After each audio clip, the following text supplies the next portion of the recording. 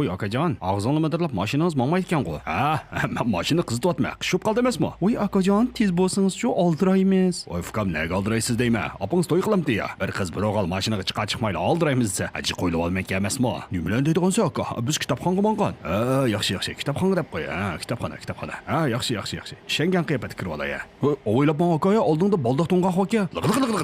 Voy, chataq yo'q, ukam. Ansirma, ko'rdingmi mana? Ha, mana degan jing ko'san tanama va. Bunda pishaq katanglardan yopkisini ko'tarib tik o'tib ketamiz bunda edi, ha? O'zingning gapiga kelayli.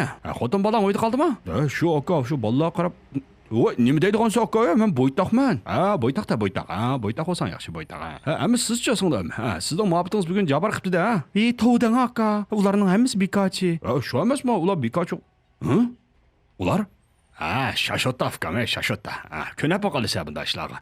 Yansın uçur, soğuk beyaz oldu mene. Beşağının üstü digen yap işi lok demez mi? Ha, çeçağının üstü de at çaptırıp oynağımı gep küt bardomuş tapta. Ha, işkılıp, yaş balla, yansanla. Ha, tüfü. Ha, şu sizlerdek ballarını görsem uçta gelim kıçıp kaldı.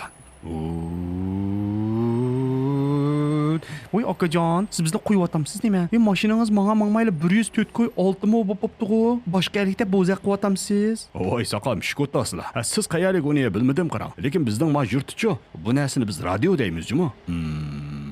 Ha, cho'tiringlar, katanga keldik ha. Jalaq.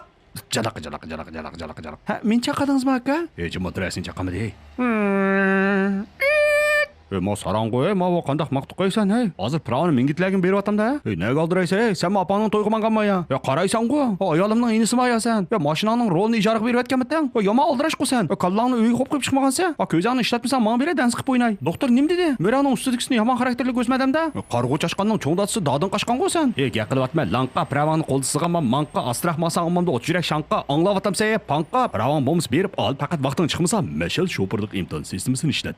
Mashal sho'pirlik imtihon sistemasi orqali nazariya bilimlarini osonlikcha o'rganib, imtihonda yengillik bilan o'tib ketasiz. Tushundingmi gapimni? Anglayapsan ya? Topolmasang mashal deb bizda jumi mashal. Tuvandagi yezib qo'ydim, seni ko'rolmay qolmasin deb. Rosa sening ko'zingmi yo'qda? Yo'q, yaqinmaysan-ku. Zuvoningga Naruto Rasengani tiqib atmaganda, nimanda yaqinmaysan? Yasin sarang. Ipon tugdimi? Menga doktorxona qaytimiz oldi.